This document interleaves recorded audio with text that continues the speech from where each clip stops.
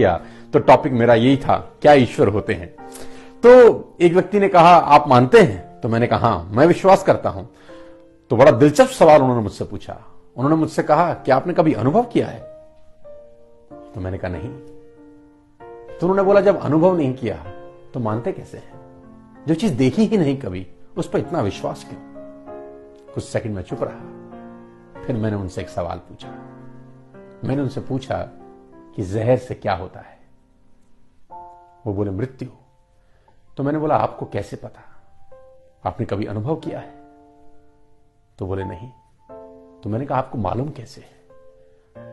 तो कहने लगी लोगों से सुना है, जिन्होंने खाया उनकी मृत्यु हो गई, जिन्होंने खाया वो मर गए। डॉक्टर्स कहते हैं कि जहर से मृत्यु होती है। तो मैंने कहा मरीजों की मानी, डॉक्टर की मानी तुमने? बोले हां।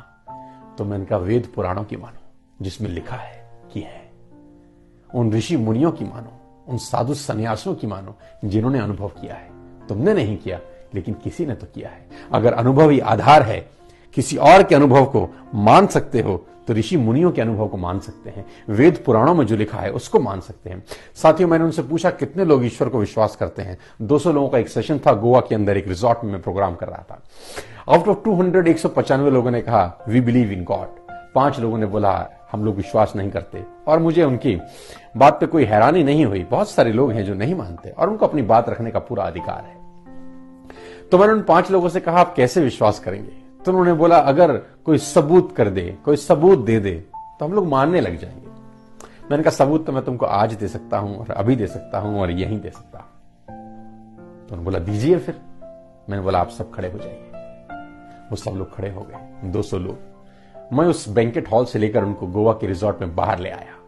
बाहर बीच का किनारा था, अलग कर दिए गए। 195 लोग अलग किए गए, 5 लोग अलग किए गए।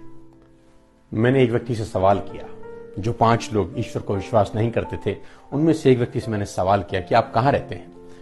तो उसने कहा कि मैं मुंबई में रहता हूं, मुंबई में रहता हूं। तो मैंने बोला मुंबई में कहां रहते हैं? इंडिपेंडेंट मकान है आपका या फ्लैट में रहते हैं? तो बोला हम फ्लैट में रहते हैं 4थे माले के ऊपर। मैंने कहा वेरी गुड। तो मैंने पूछा नहाते कैसे हैं? ये डिस्कशन बहुत खतरनाक होने वाला था और एक ऐसी जगह ले जा रहा था उनको जहां उन्होंने ख्वाब ख्याल में सोचा नहीं था कि मैं क्या करने वाला। मैंने बोला कैसे नहाते हैं? बोला वॉशरूम में जाते हैं, शावर ऑन करते हैं, पानी आता है, नहाते हैं, सिंपल सा प्रोसेस है। तो मैंने कहा पानी शावर में से आता है? बोले हाँ। मैंने कहा शावर का होता है? बोले नहीं नहीं नहीं, शावर में से आता है, होता टैंकी का है। मैंने कहा टैंकी में कहां से जाता है? बोला म्यूनिसिपैलिटी का पानी है, पहले नीचे एक टैंक है वहां इकट्ठा होता है, फिर वहां से मोटर उसको ऊपर भेजता है टैंकी के अंदर और वहां से नीचे पाइप से होते हुआ शावर में आता है, हम लोग नहा लेते हैं। तो मैंने कहा पहले नीचे इकट्ठा होता है? बोले हाँ। बोला फिर मोटर उसको ऊपर चढ़ाता है? तो बोले हाँ। तो मैंने बोला मोटर का जरूरत क्यों है? बिना मोटर के 4th फ्लोर पे ऊपर टैंकी लगा है, वहां पानी क्यों नहीं जाएगा? तो बोला इतना फ्लो कहां होता है सर? इतना फ्लो नहीं होता कि 4थे माले पे 50 फुट के ऊपर पानी अपने आप स्वतः चला जाए, ग्रेविटी प्रॉब्लम करता है। मैंने कहा बस यही तो सुनना था, अब आप मानेंगे कि ईश्वर है। तो बोले सर इन बातों का ईश्वर के होने ना होने से क्या फर्क पड़ता है, पता कैसे चलता है? मैंने कहा समझाता हूं साथियों। मैंने सबको बोला मैं आप सबको समझाता हूं कि कहां कहानी बन रही है। मैंने बोला ये पास में ही नारियल का वृक्ष है। जिस व्यक्ति से मेरा डिस्कशन हो रहा था मैंने कहा ये पास में नारियल का पेड़ है, अब आप जाइए और मोटर ढूंढिए जो मोटर पानी को नीचे से 50 फीट ऊपर नारियल के अंदर पहुंचा देती है। पानी नीचे से ऊपर जाता है, 50 फुट ऊपर नारियल के फल के अंदर वो पानी जाके जमा होता है। आपको मोटर ढूंढ के लानी है। जिस दिन आप मोटर ढूंढ के लेके आ जाएंगे उस दिन मैं आपको समझाऊंगा कि ईश्वर होते हैं कि नहीं। बोले मोटर तो कोई नहीं है। तो मैंने कहा मैं भी आपको ही समझा रहा हूं, कोई है जो पानी को नीचे से ऊपर 50 फुट ऊपर नारियल के फल के अंदर पहुंचा देता है। अपने आप नहीं पहुंचता, कोई पहुंचा रहा है, कोई पहुंचा रहा है, कोई सदे हाथ हैं जो ये सारी स्थिति को नियंत्रण किए हुए हैं। दोस्तों मैंने उनसे पूछा कि मैं सुबह सुबह तुमको देख रहा था, तुम लोग जिम में वर्कआउट कर रहे थे? बोले हाँ सर हम जिम में वर्कआउट कर रहे थे। तो मैंने बोला जिम में वर्कआउट करने से कुछ लोग ऐसे ऐसे कर रहे थे, ये क्या कर रहे थे? बोला सर वो पसीना निकल रहा था, तो पसीना निकाल रहे थे। तो मैंने कहा इसका मतलब बॉडी के अंदर छिद्र हैं, छेद हैं, पोर्स हैं जो पसीने को बाहर निकालते हैं। बोले हाँ बिल्कुल, यकीनन सर ऐसा ही होता है, यानी छेद में से पानी बाहर निकलता है शरीर का। बोले हाँ सर। मैंने कहा मैंने कुछ लोगों को देखा वो स्विमिंग पूल में नहा भी रहे थे। कुछ लोग बोले हाँ हाँ सर हम नहा रहे थे। तो मैंने कहा उन्हीं छेद में से पानी शरीर के अंदर क्यों नहीं जाता?